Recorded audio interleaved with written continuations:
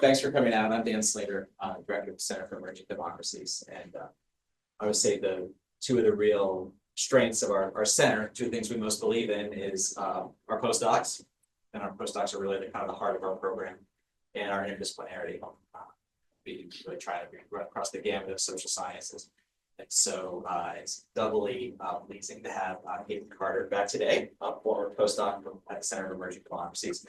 She's currently assistant professor in the history department at Notre. We're also very happy to have our own professor in the political science department, Lisa Dish, here to serve as a respondent to Katlyn's talk. And so Katlyn's going to be talking about her wonderful new book, Democracy in Darkness, Secrecy and Transparency in the Age of Revolutions. So Katlyn's going to basically give us her book talk, and we'll look forward to the conversation after the responses after that as well. So Katlyn, thanks for coming back. Thank you. Hey. Good to go. Okay. Thank you so much, Dan. Thank you for being here and anyone who's there virtually. I'm really looking forward to being back here in Weiser Hall. I was a postdoc for 2 years here. And so I actually wrote a lot of this book down the hallway over there in Weiser Hall. I have many fond memories discussing democracy here. So I'm really happy to be here today to talk a bit about my research on it and hear from you all. So what I want to do is give a brief overview of my book as a whole. And then I want to briefly dive into an American case study that I talk about in the book. And then just briefly wrap up by talking about some present day implications of my research. And then get to some questions from you all. Okay, so as many of you probably know, today the masthead of the Washington Post proclaims, if I can click here, democracy dies in darkness. Okay, this common belief obscures the fact that democracy was actually born in darkness, though, at least in the United States. So when prominent men from across the newly independent American states descended on Philadelphia in 1787, no one knew exactly what they were doing here inside the Pennsylvania State House on Chestnut Street.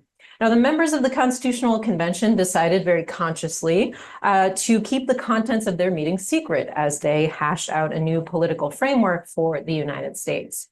One morning that summer, there was a delegate who accidentally dropped his copy of the notes outside the room. They were picked up, they were delivered into the hands of George Washington, who was probably the biggest celebrity in America at that point and had been recognized as the president of the convention. After the deliberations ended that day, Washington reportedly stood up and threw the papers down on the table in front of the room, declaring, quote, "I'm sorry to find that one member of this body has been so neglectful of the secrets of the convention as to drop in the State House a copy of their proceedings." Now, the legendary commander's frustration was apparently intensified when he quitted the room with a dignity so severe that every person seemed alarmed. Now, William Pierce, a delegate from Georgia, recounted approaching that table with some anguish after he had reached in his pocket and discovered he was missing his notes that day. Only when he discovered those notes were in someone else's handwriting and found his own later that night did he sort of breathe a sigh of relief. And according to him, no one ever was brave enough to claim those dropped notes. Right? So it was very, very serious about this secrecy. Now, in my book, I ask why Washington was so concerned with maintaining secrecy and what this can tell us about how he and his colleagues understood the representative process, what they were doing. More importantly, perhaps, is I ask what the effect of the framers having met behind closed doors to devise a constitution in the name of the people actually was.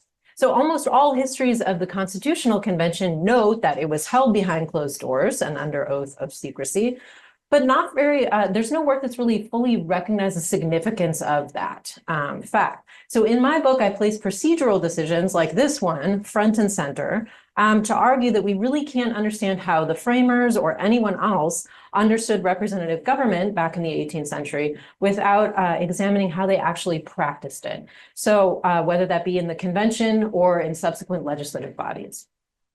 Okay, so that's Washington saying this. Okay, so what I want to do first is just to give you kind of a brief overview of my book. So my book is essentially about the mismatch between how rhetorically central transparency was to representative democracy at its origin, okay, on the one hand, and the prominent use of secrecy and its practical application on the other hand. So in the book, I trace the origin of claims like the one found today on top of the Washington Post to see how transparency came to be considered fundamental to representative democracy in the 18th century age of revolutions. But in my book, I show how in practice, this belief was at odds with the reality that secrecy was essential to the establishment of representative governments in the United States and France in the 18th century. Now, by foregrounding this political practice over discourse and ideology, I argue that despite the rhetorical emphasis on transparency, it was actually the use of secrecy that secured the legitimacy of these newly created representative regimes. Commitments to transparency in the governments born of the American and French revolutions often resulted in losses of legitimacy and instability.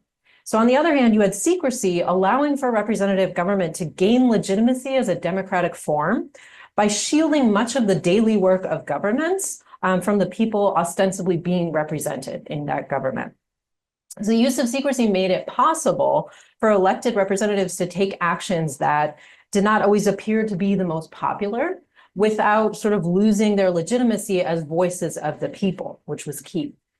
Now, ultimately, my book in doing this uncovers a paradox at the heart of modern representative democracy, which is that at its origin, its legitimacy, its stability depended upon a degree of secrecy that was simultaneously being deemed anathema, right, to the very type of government that it was actually bolstering.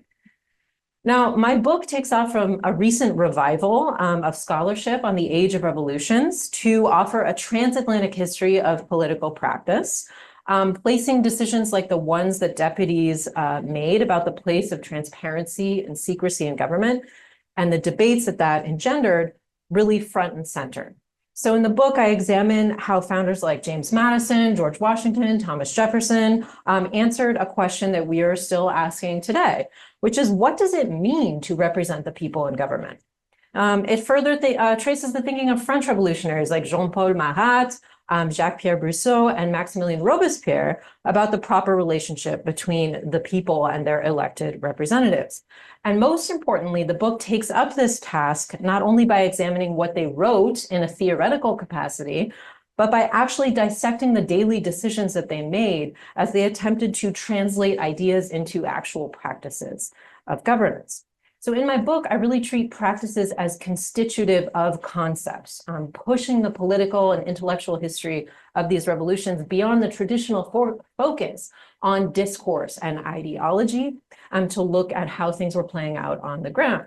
And in doing so, I argue that representative democracy is not merely an idea, but a set of practices that accrue definitional power over time, right, as they're actually worked out. Now, before delving into the specific case study I want to focus on today of the early American Republic, I just want to give you a brief overview of how my argument sort of unfolds over the course of the book as a whole. So my story really starts in the mid-18th century, thick of the Enlightenment, when secrecy became a common concern in both the Anglo and French contexts, linked to fears of conspiracy, corruption, and despotism. Also, I just want to note heavily gendered female, which is another maybe interesting aspect that we could talk about further. Now, just to give you kind of a taste of this, you can see on your left a cartoon of British Prime Minister Lord North, who's sitting astride a stream of corruption in Parliament. And on your right over here, you can see my favorite image from all of my research, which is a depiction of the discovery of King Louis XVI's safe of papers stashed in a palace wall, uncovering a literal skeleton in his closet there. And it has the head of one of the deputies in the National Assembly. You've also got the king's head vomiting from a snake's body into a liberty cap. It's an amazing image. So right here, so you can kind of see, these are kind of the vibes about secrecy, not good. So English writers and American colonists, they pointed to the mysterious machinations of the king's ministers as kind of the root of what they saw as otherwise inexplicable evils that were coming out of Parliament in the 1760s and 70s leading up to the revolution. And both French and English reformers reference the tightly guarded governance of the Bourbon monarchy in France as characteristic of its despotic tendencies, okay? It's sort of the root of evidence that was evil and despotic. Now, Enlightenment writers emphasize the dispelling of darkness and the spread of knowledge as kind of the social project of the age. They championed emotional authenticity and transparency as a central cultural value. And kind of accompanying the intense suspicion of secrecy in government were emergent calls for greater publicity in government, particularly in representative institutions. That's where they're really focused. Now, publicity rather than transparency is the term that they're using at the time to connote the opposite of secret. So when they're talking about, these terms are really getting defined in the 18th century. When they're using publicity, it's signifying openness, accessibility, these kind of things. Okay, so to be considered representative, writers in England, Anglo-America, and in France, they began to suggest that a government needed to be subject to public view, that was actually very central to considering it representative. Okay, so then I turn to the revolutionary moments coming out of this era, the creation of the United States, the outbreak of the revolution in France, to explain how determining the balance of secrecy and transparency in new governments became very central to shaping the type of political representation that was going to be practiced in these places. So moving back and forth across the Atlantic, I analyzed decisions about the use of secrecy in representative institutions to help draw distinctions about the way that representative democracy was contested and sort of cemented in practice at the time. So decisions like the one made by the framers to shut their doors and conduct their work in secret while drafting the Constitution, those are focal points of my analysis in the book. Now, when compared to decisions of the French Estates General, for example, to meet with open doors and an audience in 1789, the significance of these practices becomes, I think, all the more apparent when you look at how different it was in these contexts. And these comparisons are really highlighted in contrasting images like these. Up here, you can see a depiction of the Constitutional Convention. It's a small, cramped room. There's not that many guys in there, right? They're down to work at their desks. And then over here, you have Versailles in 1789. They're in a massive meeting hall. And you can see up, I have a pointer, yes. Up here, there's a big audience. You even have women on the floor of the assembly, right? Very, very different situation. Now, throughout the book, I trace kind of two primary types of representation linked to opposing attitudes about the utility and propriety of secrecy in government. And they're very well reflected in these images. Okay, so the first type is what I call in the book insulated representation. Now, under this theory, representatives were legitimate because they were elected. And once they were in office, they were meant to determine the best interests of the people without having to reflect public opinion or kind of face external pressure. They're there to use their judgment, right? And represent people in that way. Now, this vision necessitated a certain degree of secrecy throughout the deliberative process, and it was considered to have positive value, that actually deliberating in secrecy actually helped this representation worked. This ideal is very well reflected in images like this one up here of the Constitutional Convention, that small closed room. These men are there using their judgment. Now, the second vision is one that I call reflective representation, which required publicity.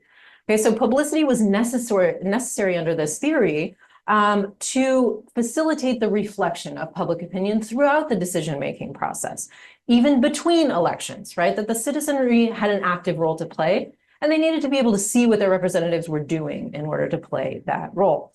And it's reflected very well in the depiction of the French Estates General up there, with those large audiences, with women on the floor of the chamber, this kind of very open environment. So my analysis throughout the book is really driven forward by moments at which the government's use of secrecy became central to public debate about the very nature of the representative process. And I want to turn to one of these moments now in the rest of our talk in early America, just to give you a specific sense of how I reached these broader conclusions about the way in which secrecy was very central to defining the meaning of representative democracy and securing its legitimacy. Okay, so I want to turn to that now. So I thought that I would highlight one of the moments I examine in the book, the Constitutional Convention, right, which met here in a hot and at the time poorly lit room in Philadelphia over the summer of 1787. Now, when they convened, these guys quickly vowed to keep their deliberations very strictly amongst themselves. Now, precedent was certainly one of the reasons why they likely did this. Meeting in secret was not uncommon for a legislative body in the 18th century. Both the Continental and Confederation Congresses during the war and after worked behind closed doors. There were only 4 state constitutions that required any kind of commitment to publish legislative journals regularly or keep open doors during their meetings. And even the House of Commons back in England had only recently at that point and very begrudgingly began allowing reporters to come inside and report on what they were doing. Now, despite this, attitudes about public access were changing, right? I just told you people were really worried about secrecy. Okay, so they are rethinking these things at the time. There were 2 provisions that would be put in the Constitution that would address actually the public reporting of government activity. One requiring the periodic publication of congressional journals, and the other, the publication of accounts. Okay, so we know if we even look at the Constitution that they wrote, that there's some sense among these guys that they're going to have to allow for some degree of publicity in the government that they're establishing here. But even in adding those requirements for some transparency, the framers slipped in a pretty big caveat, allowing for secrecy at Congress's discretion in particular.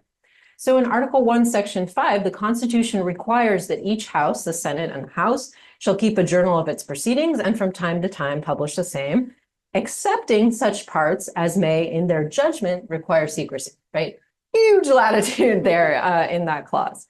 So despite this seeming awareness among those in the room that there would need to be some reflection on meeting in secret, that they might not be able to just do that in the future, the deputies at the time of their writing this unanimously decided to close their doors and establish this very capacious provision for allowing for congressional secrecy in the framework that they actually produced. Now, critics of the Constitution seized upon this pretty much immediately after the Constitution was published during the ratification debates. So opponents to the Constitution began to question whether the use of secrecy in the process of deliberation was ever legitimate in a representative government. And for many, the answer was no, that it was just not okay in any case. Now, the political expediency of focusing on secrecy as a critique, a way to generate suspicion in the Constitution, that can't be underestimated, right? So I was just talking about how publicity was a cultural value at the time, and secrecy had been sort of associated with alleged conspiracies and corruption in England. But these critiques did more than point to secrecy as suspicious, okay? They actually took it farther to articulate a rival political vision in which secrecy was entirely incompatible with representative government, with the type of government they're trying to establish.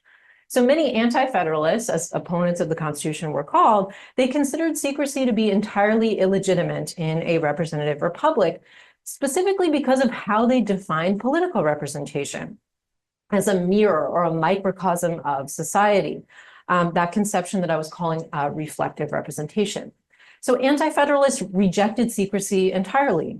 They believed that reflective representation required publicity, which would allow for oversight and facilitate the reflection of public opinion in political decision-making. Now, they advocated for frequent return of elected officials home, more numerous legislatures, shorter terms, smaller districts, all things that would try to keep representatives close to the people and reflecting their wishes. Anti-federalists tended to agree that representatives should be bound by the people's will, and they believed that this vision needed to be guaranteed by mechanisms that actually would facilitate that in practice. The rejection of secrecy was a very significant component of that vision. And it's possible to trace this line of thinking through their attacks on secrecy used in the Constitutional Convention, which were typically paired with assertions that the body had not been representative because it hindered the proper relationship between delegated authority, right, and the people in whose name they're writing. Now, not only would having access to the deliberative process have informed public opinion, as many argued, they said it would have facilitated active participation in the framing of the product, the Constitution. So in the spring of 1788, someone calling himself a plebeian published a pamphlet, and he pointed out that because the convention's debates remained, quote, an impenetrable secret, he said no opportunity was given for well-informed men to offer their sentiments upon the subject.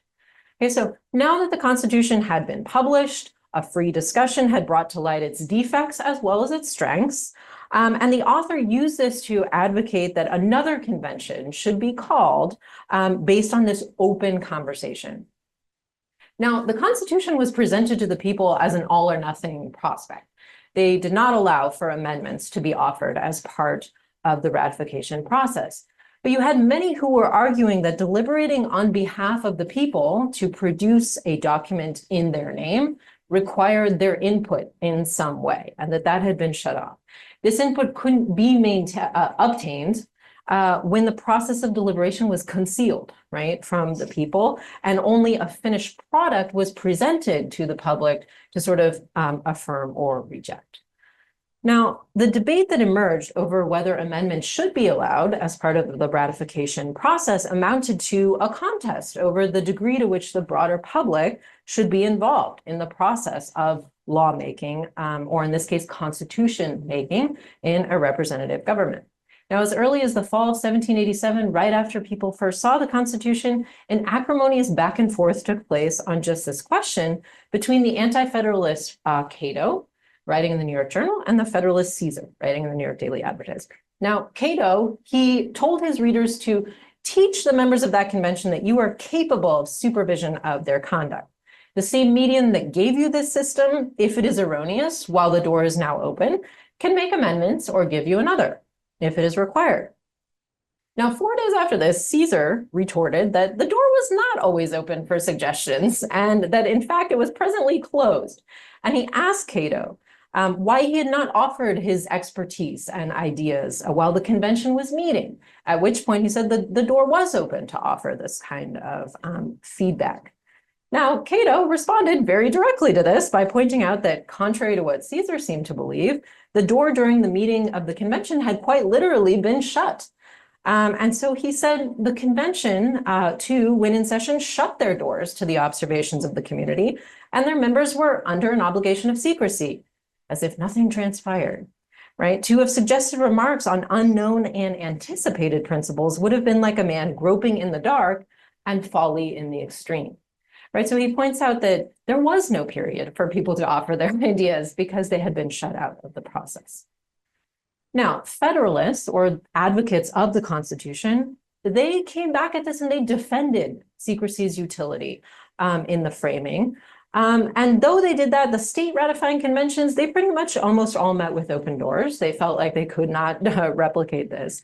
And as the people met in those ratifying conventions, more accurately, their representatives met in those ratifying conventions, to consider granting their assent to this Constitution, the provisions for secrecy in the Constitution itself alarmed some of the delegates who worried that a repeat of the Constitutional Convention and their procedures would be authorized in this new government that was getting formed. So Patrick Henry, who was a twice former governor of Virginia, very famous revolutionary, he was particularly worried. And in the Virginia Ratifying Convention, he said, I appeal to this convention if it would not be better for America to take off the veil of secrecy. Okay, so over the course of the convention, Henry asserted that the people's liberties would be in danger if, quote, the transactions of their rulers were concealed from them, to shield what he called the common routine of business from the public eye was nothing short of an abomination. It would lead to the perpetration of wicked and pernicious schemes and iniquitous plots. So it was not only the secrecy of the Constitutional Convention itself that concerned anti-federalists like Henry here, but the fear that the Constitution had not gone far enough in ensuring that representatives would work in public view in the new federal government they were setting up. Now, citing the British House of Commons and American state legislatures, James Madison advanced the Federalist position in response to this, replying that there was not a single government that did not allow for the discretionary concealment of its activity. Now, by his measure, the Constitution was going farther than any existing framework at the time by requiring any publication of proceedings or accounts. And on top of this, he suggested that secrecy would not pose a problem in a representative government. He noted that, quote, there can be no real danger as long as the government is constructed on such principles. Okay, kind of wild that we look at this today and say, that's kind of crazy, right? That he would say, oh, don't worry, secrecy is not actually going to be dangerous in this type of government.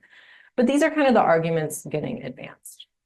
Now, this really resonated with the reasons that Madison had articulated over the course of that summer that they were writing the Constitution for why the convention itself was meeting in secret. So at the beginning of the convention, he wrote a letter to Thomas Jefferson, who was over in Paris missing the action, and Madison explained the reason for keeping the proceedings closed. So he said that it was thought expedient in order to secure unbiased discussion within doors and to prevent misconceptions and misconstructions without, to establish some rules of caution, which will for no short time restrain even a confidential communication of our proceedings. Okay, he denied Jefferson even at the time details of what was going on there. Now, in this articulation of the ideal relationship between elected officials and the public, representatives could not perform their duty without the necessary insulation provided by secrecy.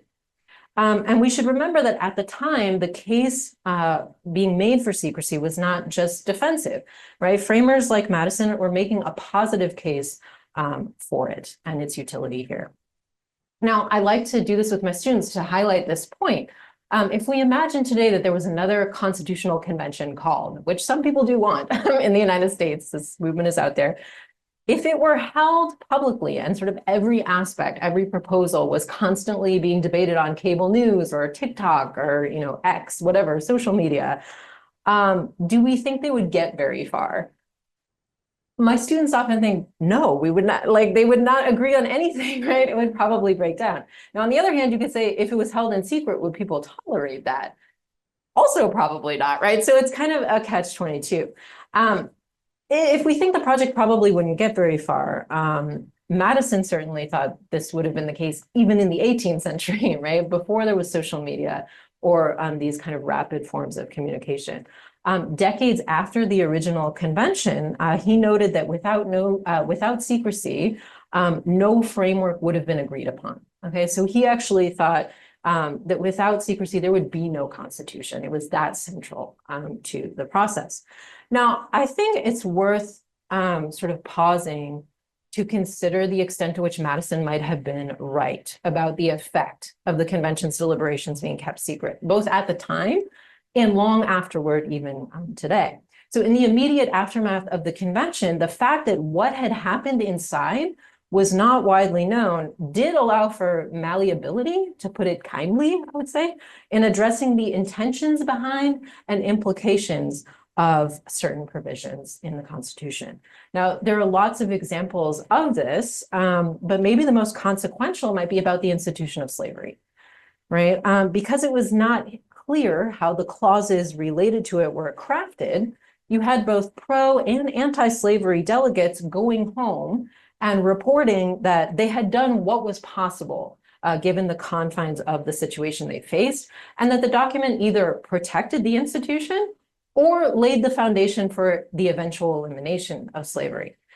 Now, the secrecy of the deliberations allows debates about the role of slavery in the American Republic to endure down to this day, where it plays out in op-eds as well as in scholarship, right? So the uncertainty stemming from the fundamentally obscure origins of the 3/5 clause, for example, enables a multiplicity of interpretations, right? So you have some historians who interpret the use of secrecy as a way that the framers attempted to absolve themselves of guilt, right? And obscure what was in reality a deliberate or at least aware protection of the institution of slavery. And then you have others that suggest that the secrecy surrounding the convention's deliberations actually obscures the concessions that were exacted from the Southern delegates and a deliberate fight to prevent the enshrinement of property and humans in the Constitution. Now, the origins of the wording of this document were for so long concealed, and even now can only really be pieced together from the very limited and problematic sources that we have from the convention. So because of this, it remains hard, right, to definitively settle the fundamental question of slavery's place in the Constitution. The same can be said about any other aspect of the Constitution as well.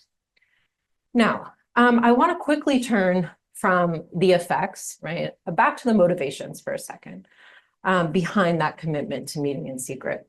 So Madison came to that convention with concerns about what he called an excess of democracy, actually, in the state legislatures, where there had been debt relief measures and paper money issued in response to popular pressures of people facing hard times. Now, here, I always note that it's important to note that for the framers, democracy meant direct participation of the population in political decision-making. And so that called to mind ancient Greece. It was often considered dangerous, unstable, generally just impossible to implement in modern society, even in the 18th century, right? So for Madison, as for many others who were in that room in Philadelphia that summer, democracy was no solution to the problems that they felt they were facing. Democracy was a problem that they felt they're facing. Now, whether Madison fundamentally distrusted democracy or not, it's unquestionable that he aimed to stabilize political representation as a durable form of Republican government, right? A durable form of popular sovereignty.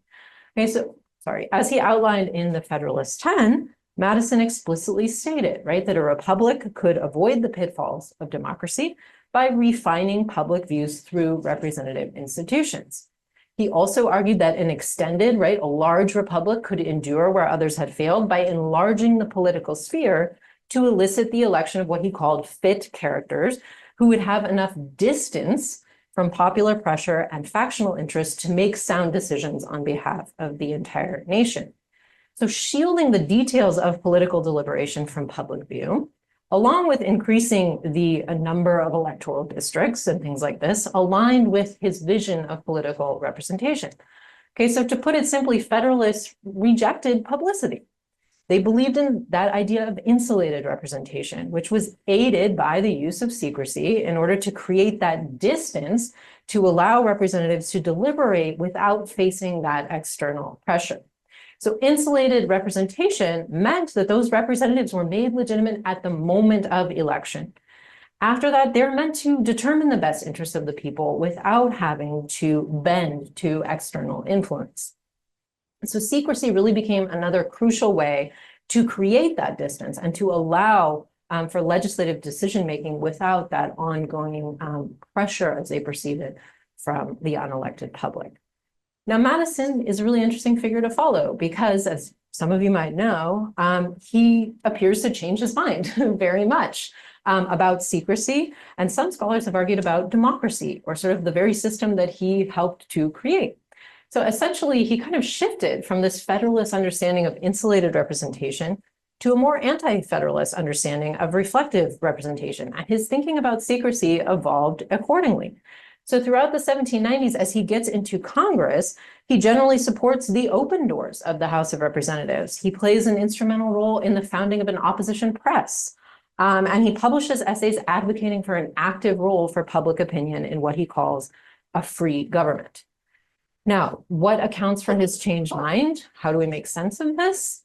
The short answer is Hamilton, right? Like this guy. So he really disagrees with Hamilton's proposed policies to create a national bank, take on federal debt, right, promote domestic manufacturing, and kind of pursue rapprochement with Great Britain. And it led some of these former anti-federalists and some who had supported ratification, even been a chief architect of the Constitution, like Madison and Jefferson, to form a new alliance, to kind of come together. But while the policies that Hamilton's out there promoting alarmed them, their focus very quickly became the process by which those policies were advanced, specifically the use of secrecy in their politics. Concerns about secrecy were very central to factional realignments in the early American Republic and the formation of the first political parties in the United States. Now, I don't have time today to take this story forward. I will not bore you with that. But in my book, I do, and I trace the development of these lines up through Jefferson's election as president in 1800. And in all, I conclude that secrecy was used very deliberately during the early American Republic to render public opinion marginal to the foundational legitimacy of representative democracy in America. That's sinking. It's a big claim. Okay, so I just want to kind of talk very briefly to just finish up here about placing the story in an Atlantic context and what it makes us think about a little differently today. So when we put this American story in an Atlantic framework, it helps us see just how important these procedural decisions about the use of secrecy actually were. So while you have George Washington, who often noted the benefits of working behind the curtain, as he would put it, this was not a common sentiment in the French Assembly convened in 1789 to advise the king on financial reform, the Estates General. Okay, so when a deputy there suggested barring the public from their deliberations, he was met with just absolute disdain. So he said, have you forgotten that you're all but their representatives, their proxies? And do you dare remove yourself from their gaze when you owe them account of all your work, all your thoughts? I cannot respect he who seeks to hide himself in the shadows. The grand day is made to shed light upon the truth. And I am proud to think like the philosopher who said that all his actions never had anything secret and that he wished his house was made of glass. Okay, very different tone here than what we see in the US. Now, this commitment to transparency in France really undermined the legitimacy of French representatives as voices of the people in cases where public opinion did not seem to align with the deputies' decisions, which were increasingly common as the revolution wore on. So while the American government gradually opened up more to the public as time went on, the French National Assembly trended in the opposite direction, starting very open and closing more off from public view over time. Okay, but I just want to return to the images that I mentioned back at the beginning to emphasize that the decisions made at the moment of founding had a lasting impact on the way representative democracy was defined and understood in these countries in pretty different ways. So in navigating that tension between an Enlightenment imperative to eradicate secrets from the state, on the one hand, and then a practical need to limit the extent of publicity in government, revolutionaries in the United States and in France determined the character and durability of the representative regimes that they set up. Now, in both contexts, secrecy, in the sense of limiting the public's view of government work, was strategically deployed and defended to advance that vision of political representation as legitimated solely in the moment of election, rather than an ongoing reflection of public opinion. Now, on the other hand, you had pushes for publicity in government that kept that alternate theory alive and was contesting the legitimacy of these newly created representative governments as democratic on both sides of the Atlantic. Now, though my book is partly a work of comparative history, and I do kind of address the importance of these decisions to explaining the different forces of the French and American revolutions, I'm not primarily interested in that. Instead, I want to treat these revolutions together as contemporaries themselves often thought of them in order to really explain both the unique aspects of each and the emergence of what we now call representative democracy to kind of re-illuminate some of the multiplicity in what we mean by that back at the origin point. So by using decisions and debates about secrecy and transparency in government as a lens to try to understand the evolution of representative democracy, my book explains how transparency came to be a cornerstone of modern democracies and the way in which state secrecy was deemed dangerous. Okay, at the time. These are connotations that we live with today, and they're a direct result in the transformation of thinking that happened in the latter half of the 18th century. So the question of what can legitimately be kept secret in government remains at the heart of contests over the very meaning and practice of representative politics to this day. And I just wanted to gather like a few examples of this just recently, but questions about classified documents, presidents taking those with them, how they're stored, whether they should be classified. Going back to 2016, Hillary Clinton's emails, right? Should those be accessible? Are private servers okay? These kind of questions. The Supreme Court, the leaking of the Dobbs decision before, and that really prompted people to rethink the relationship of the court to the American people or public opinion. all of these kinds of questions remain really at the heart of how we think about representative democracy and how we want it to work for us. Now, as these debates intensify, I found that political scientists often tie the question back to the meaning of democracy itself. Now, as a work of history, I'm a historian, right?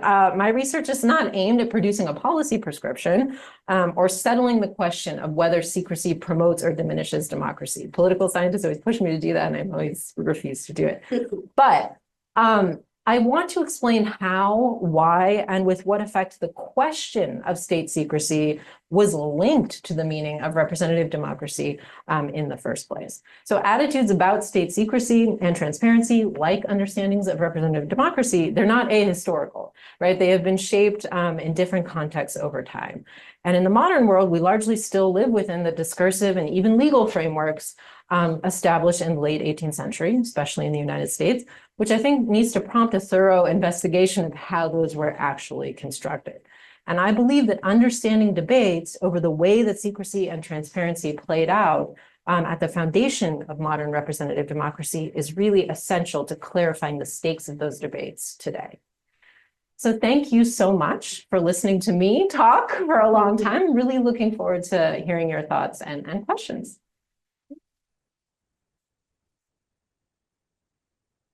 That's tremendous. Very glad Lisa Dish is here to offer a few initial responses before we open things up. Wonderful. So can I do that from here? And do you want to I think that's stay fine. up there, or do you want to, I mean, give people. Whichever you're comfortable with, it's fine. However- That's fine with me. I'll stand here so I can Great. but Okay, excellent. So this is a beautifully written book, as you can tell, from the top. And so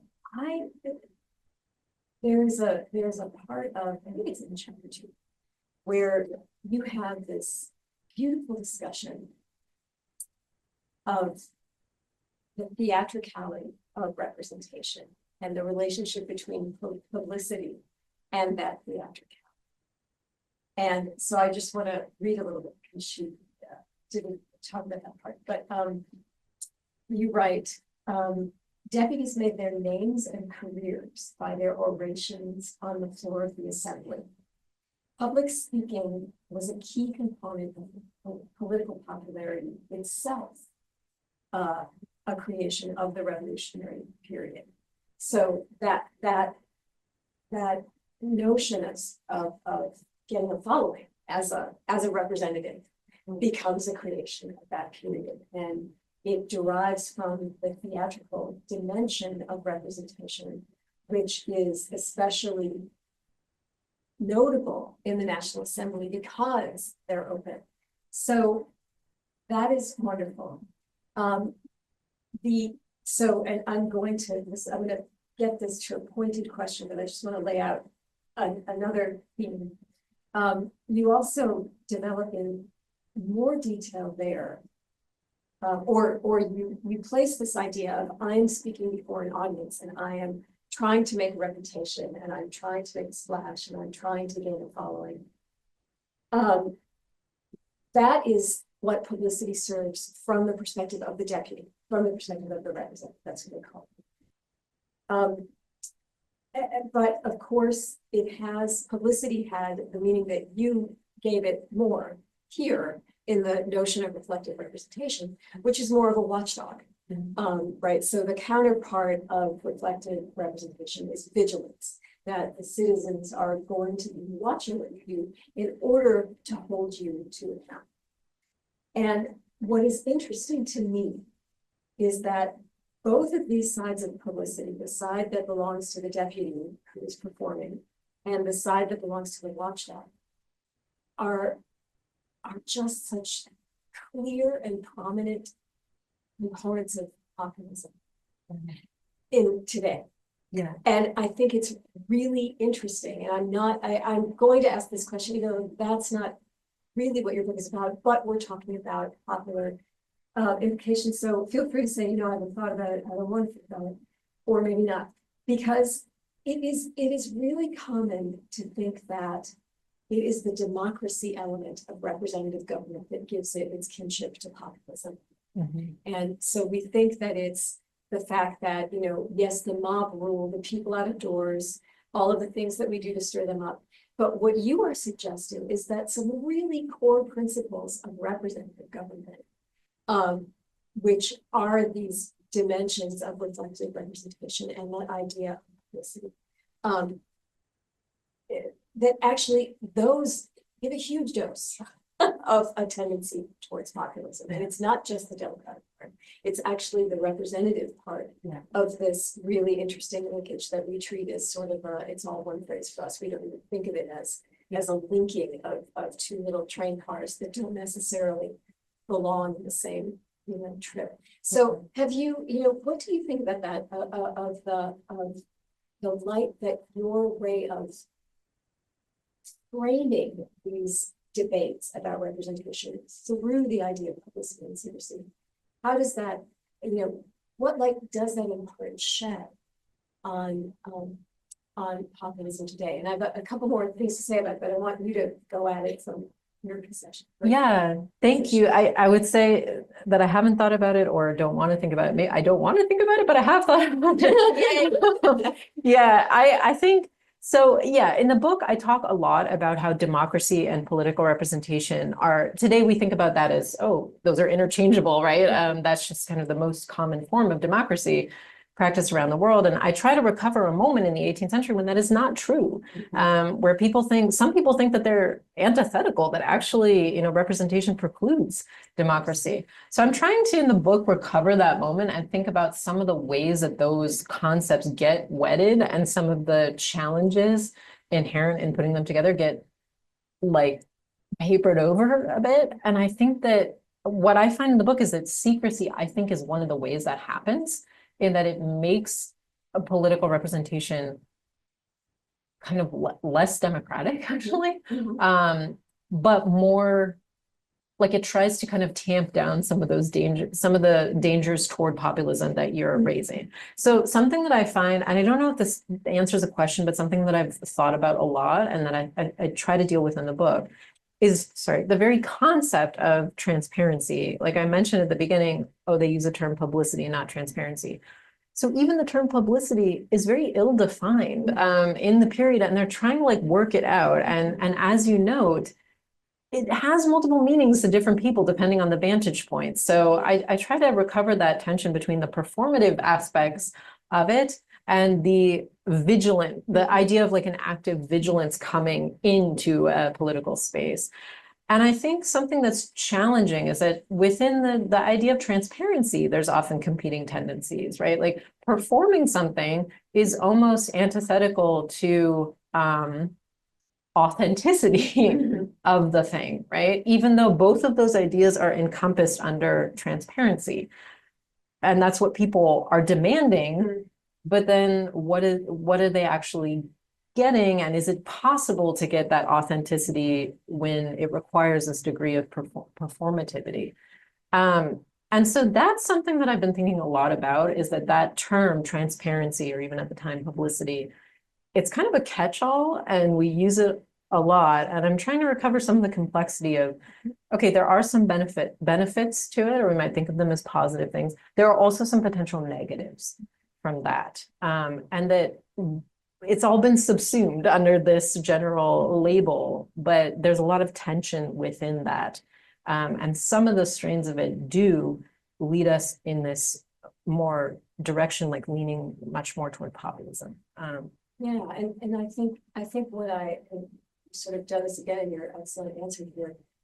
What I like so much about what you're doing in the book with representation is that both of these concepts of representation are concepts of representation. Yeah. It's not, and one isn't necessarily more democratic than the other. They are both definitions of the representation part of representative democracy, because it was, the idea for them, representation was that directness and, lack of distance. Yeah. And so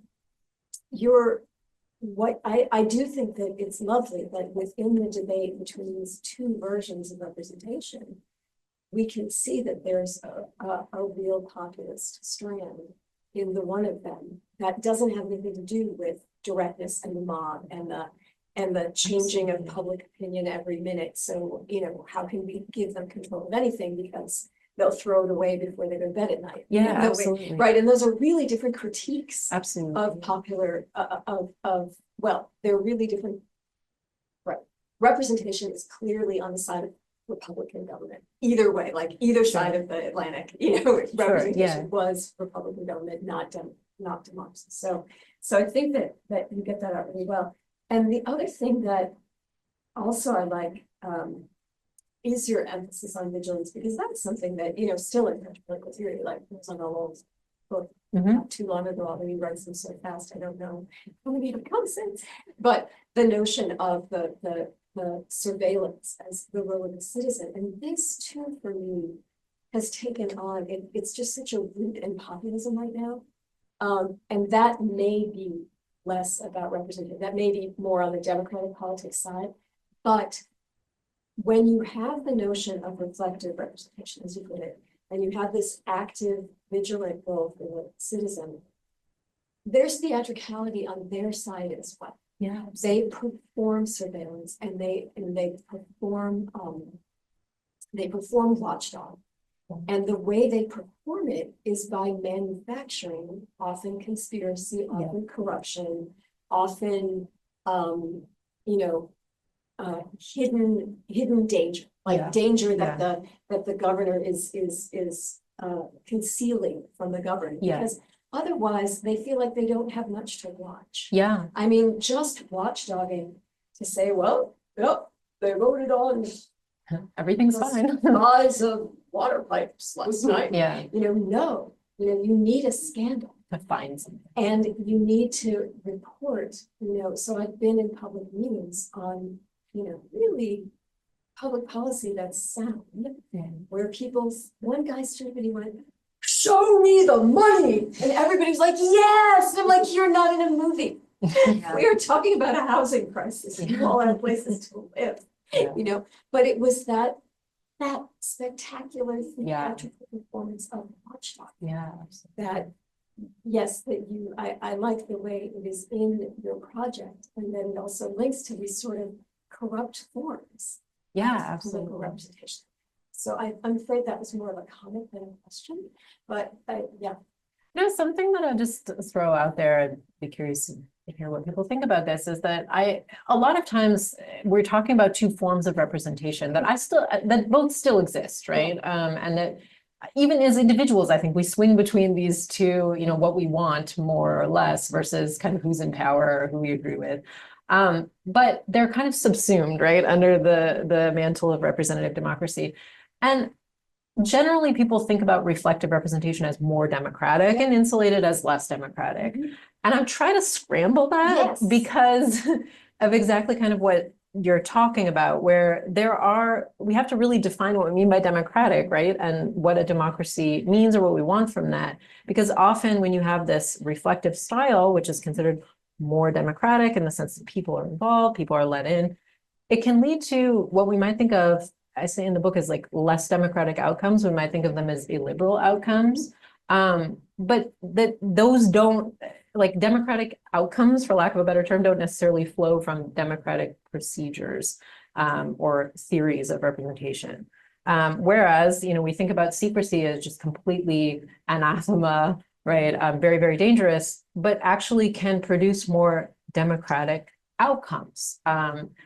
One of the cases I always use with my students is to think about like Brown v. Board of Education, right? Like the integration of schools in the United States comes from a very anti-democratic institution and process, probably would not have happened through a democratic means. And I don't mean to suggest that, it's always that way. And certainly there are dangers on the side of insulated or more kind of secret practices as well. And that is not going, that can also lead to anti-democratic outcomes. And I think Madison came to think of it that way and actually came to see, greater transparency and a more reflective style as kind of the lesser of the evils, that actually that was, despite its problems, ultimately a better way of doing it. But I just want to recover exactly that it's not, that it's actually complicated, that it's not so easy to kind of draw that distinction. And things like transparency can have like anti-democratic tendencies and sort of outcomes that we might not anticipate. Yeah, I want to make sure that everyone gets a chance. yeah. This has been great. Thanks. So I work at a nonprofit now, but 12 years ago, I was ordained as a Presbyterian. Okay. And insular representation is remarkably Presbyterian. I was sitting there thinking about that. It really is, and it could say more about that, but it made me curious about what kind of spiritual traditions at the time, you know, and of course, we know a lot of these founders were deists too, but Sure, but yeah. informed by, you know, Presbyterians are very different than, let's say, a congregational Sure, yeah. polity where everybody's making decisions together, or Quakers where decisions are being made together. So like even today in Presbyterian churches, this kind of sense of being elected to what is called like the session, which would be like the board that makes those decisions. It's not about like, don't let anybody know what you're doing, but there is this sense of like, we are in this space to discern something, you know, which is like, almost like this is sacred space, like the process we are gonna have.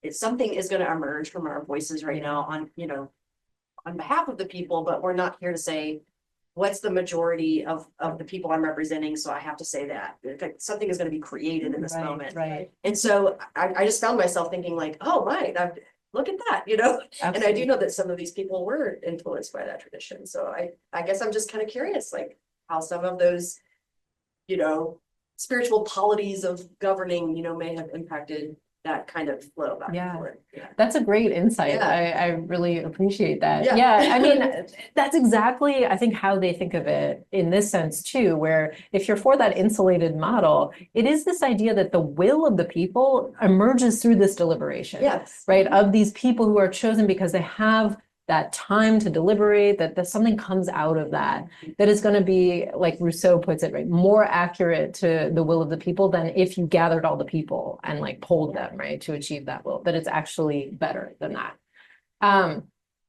But then you have, you know, the other side that's like, no, there's something pre-existing. The will of the people is out there, and our job is to figure out what it is and then reflect that in our policy decisions, right? And both, like I was saying, both of those pathways have dangers in becoming very anti-democratic, like one toward a more populist kind of route, and the other, you know, toward, okay, these elites just say, we know what's best, right? And what's to say. And Madison, I think, came to see it that way. But you're absolutely right that I mean, this is a very religious society, and they absolutely are informed by their experiences with that. The context in which I would say I'm most familiar with how they're linking that is actually they're thinking about Catholicism. So Catholicism is very, very linked in their minds with secrecy.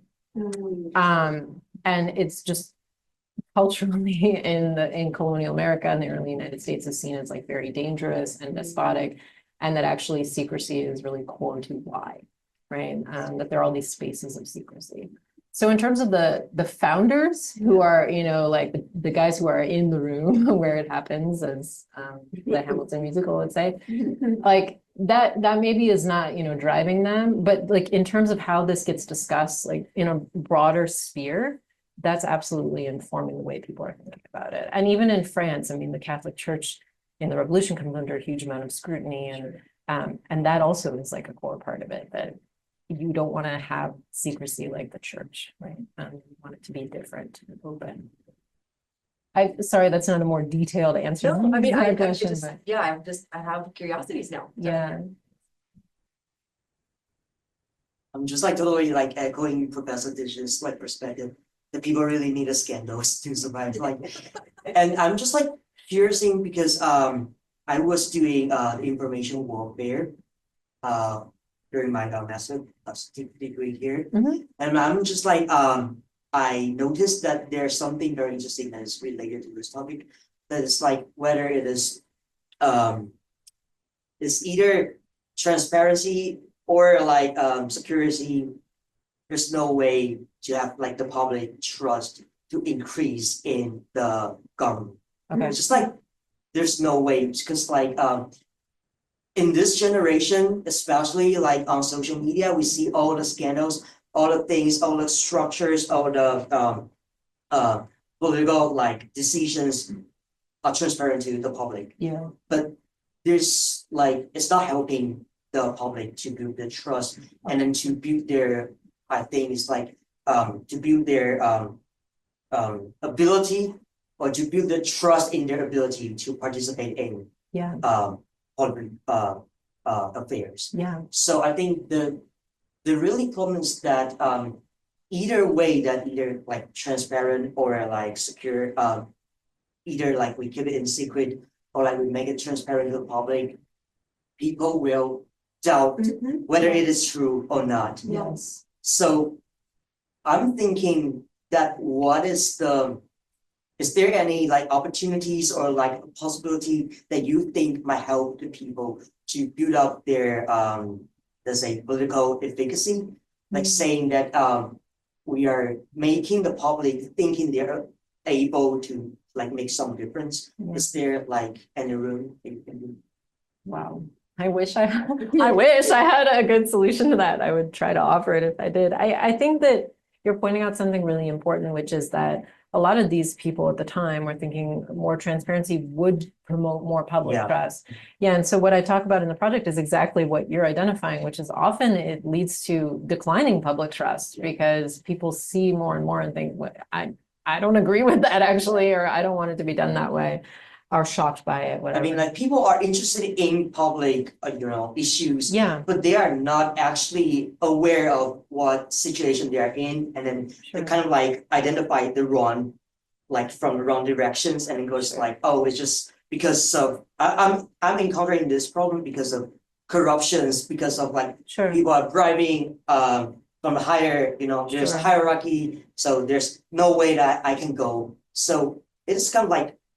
I think the transparency in another way, in fact, kind of like limit people's imagination of their ability of what they can actually do, or the direction they are thinking is kind of like. Yeah. No, I think that was a challenge in the 18th century. It's possibly even more of a challenge today. And I kind of talk in the book too about how I think often transparency gets used. Like it's sort of proposed as like a remedy or a way to gain public trust. And it might even make people feel sometimes like, okay, it's better. Like I can see what's going on. Or I talk in the epilogue about the January 6th committee hearings. And there was a lot of discussion around that. Like, okay, they're really investing in the show of that to get people to see, we're going to show them what happened. We're really going to like focus on the presentation of that. And I kind of reflect in the epilogue, it's like, to what end? Because, okay, we showed all of that.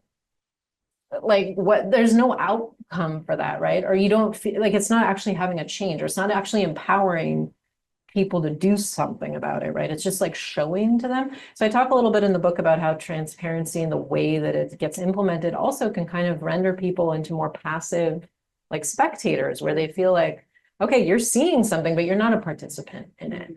And I think that's a huge problem.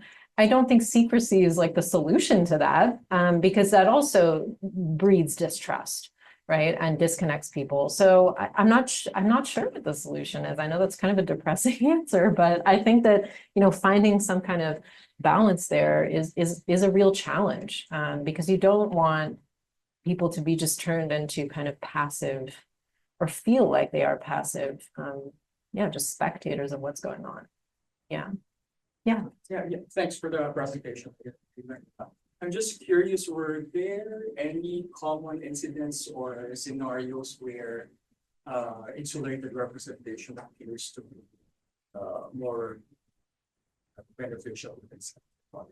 Sure, yeah. Yes, I think yes. So actually, even if we think about something like slavery or racial politics in the early republic. So for example, it's often the Federalists, like under the Adams administration, the United States like builds trading relationships with Saint-Domingue as it's trying to separate from France and it's trying to become a Black republic. The government actually builds trade relationships with this country very privately. Like they're very keen on keeping that out of the public eye. You have Jefferson come into office, who's very much about this more like reflective style and more publicity. They immediately cut that off. It's like, no, we're not going to have relief. So that's kind of what I mean of like that, what we might think of as democratic outcomes from coming from a less democratic process. And then the flip side also being true. So I think you can go back. I mean, determining if it's good or bad, that ultimately comes down to a judgment call, right? Of whether we think the policy is good or bad, or people at the time making that call. And I think that's why it's so hard to pin down. But yes, I think you can absolutely find examples where a more insulated style leads to what I would consider a more, I don't know, democratic, liberal, just maybe policy outcome. Yeah. Thank you. This was really fascinating. I have two questions. One builds on the discussion that we just had. So first, I'm kind of curious. You said in the beginning that you see practice as constitutive of concept, Yeah. and I'm curious about how you deploy that methodologically. So and just like how you identify it, how you trace it, and what you Yeah. look for. And then I'm just thinking about this whole exchange you had about transparency and its dangers in either way. Yeah. And as someone who grew outside of the US, Yeah. I'm also thinking about how secrecy is kind of like fetishized Sure. in the US popular depiction. So I'm thinking of like these top secret marked files and all of the Yeah. movies about like FBI and all of that, you know, and I'm thinking of how that works. Like, what do you think the relationship of that is with Yeah. public trust creation of it or sustaining of it? Yeah. And you know, this constant sort of falling back on like this is national security, we blah, blah, and then the whistleblower stuff Yeah. that like comes out. So I'm just thinking about that fetishization of the system that I feel is part of the almost like the ethos of how the government runs. Absolutely. Yeah, those are. Yeah, thank you so much for both of those. I'll actually take the second one first about secrecy being fetishized. I think that's absolutely right. And something that I find very interesting, or that I've talked to like political reporters about, is the Trump presidency and how part of the, from their perspective, mine also, problem was that there was no moment of uncovering, right? There was no moment of finding something, criminality that was done in secret, because it was done open, right? So then that actually that has precluded any kind of accountability, or like there's no journalistic method to actually cover it, because that moment of like unveiling, or of the whistleblower, Watergate, right, deep, all of that theatrics of like how we conceive of corruption or political wrongdoing is built around that ethos of secrecy being uncovered, right? That it's done in secret, it's hidden, and then the moment of exposure is key to defining it as something that was wrong, right? And that under Trump, because it was not done in secret, right? There was no moment like that, and that actually is crucial to understanding why it's not like easy to deem something criminal, or sort of like have that moment. So I've been thinking a lot about that, and how the way that secrecy is kind of, as you say, fetishized, or just kind of like is a very core component of political culture, and is deemed, has this sort of negative connotation, and also this kind of like that it's fascinating, or as we were talking about, that if you want to be a watchdog, you want something to be secret that you're finding, and that's justice, and that's like you're performing your duty. And then if that's not there, and corruption happens openly, that it's seemingly like, then it's okay. I don't, like that it's like, It couldn't possibly be corrupt. yeah, exactly, because I didn't hide it, right? Like no one came and found it. It was just there. So it's fine. Yeah. And I think that's actually like a very big problem that I don't think the media also has figured out how to deal with that. So yeah, that's such a great question.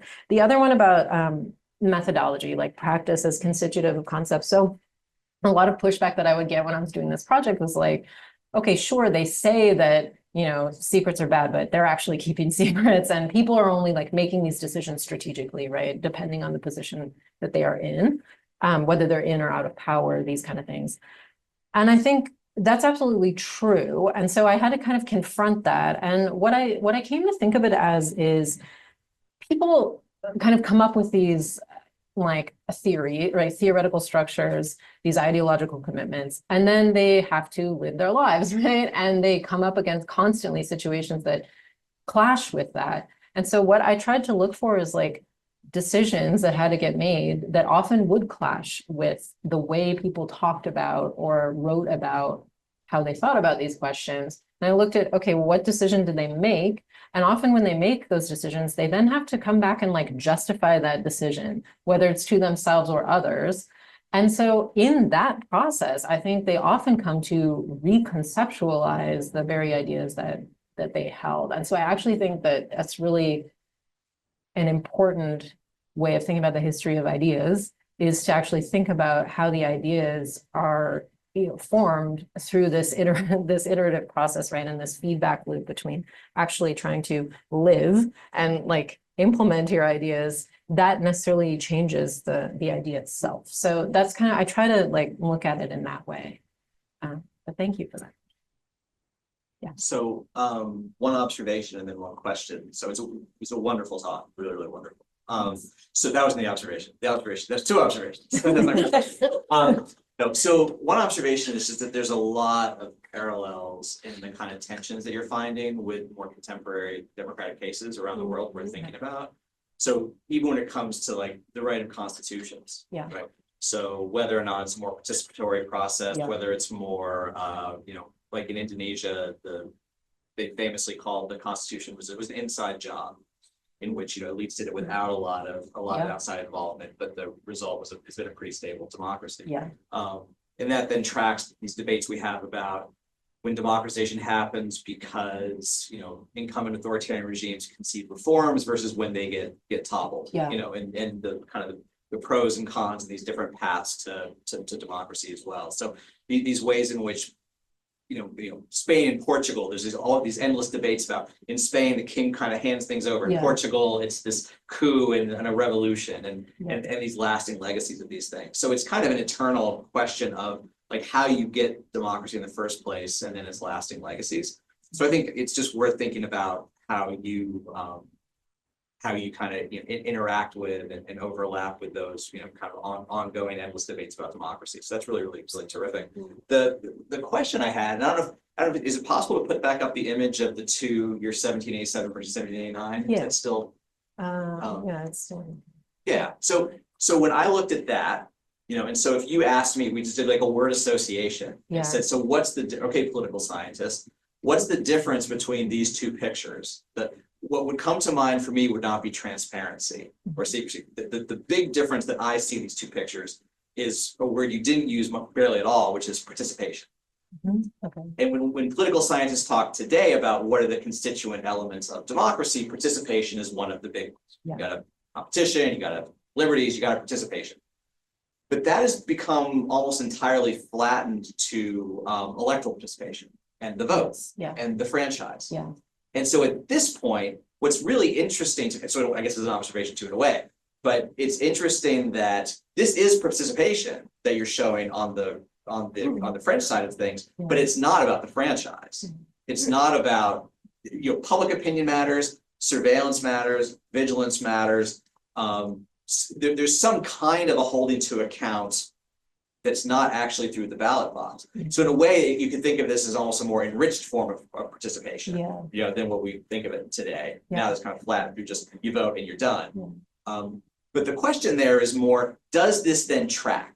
So when we think about how this goes forward in terms of participation and then debates over the franchise and the Yeah. women's vote Yeah. and property qualifications and these things, Yeah. does this in a way is what was about secrecy, transparency at this moment, does that then track onto and become the debate and the divide over participation in terms of either the vote or what have you down the road? Yeah, absolutely. And even at the time, and actually in the book, I talk about this where you can think about the French context, okay, the greater transparency, that there's an audience in the room, right? These people mixing with the deputies. There is a way in which that allows for greater participation to the disenfranchised. So women, right? I talk about they're in there. That's a good example for now, just women. And they're not, right, in the room in the American context. So that secrecy like further disenfranchises this already disenfranchised group. But I kind of talk about in the book how it can also come to legitimize that disenfranchisement, where it's like they don't need to vote actually because they're here and we can kind of like hear them and they can say things. They have a voice. Exactly, like Yeah. they don't need to vote. And I actually talk at one point in the book, once the Senate in the United States is open to an audience, it often is filled with women. And there's this really great historian, Jan Lewis, who wrote an article about this in the early 19th century. And she has this great line where she says, yeah, women were present at some of the, most pivotal debates in the early American Republic, but as spectators, they couldn't speak. Right. And I think that's really poignant, right? Okay, they're in the room, they can't talk. So does that actually matter? Is that actually participation? And so I kind of deal with that in the book where there's this, like theoretically, people committed to transparency at the time, link that to participation, like it's going to allow for greater participation of more groups. Okay, in some ways, maybe that is true, but in other ways, it might legitimate the denial of formal participation in politics by kind of being able to say, they're there, they don't need to have a vote or whatever it is. So yeah, it does track onto that. Yeah. We're at 5:20, so let's go ahead and wrap it up. It was really, really a fantastic talk. It's great to see Thank how the you. project has come together. Everyone should go out and run out and get the book, Thank you. get all the stories. So Katlyn Carter, thanks so much, Lisa Dish, thanks for your comments, and thanks so much to Zaire for putting everything together. Great. Thank you.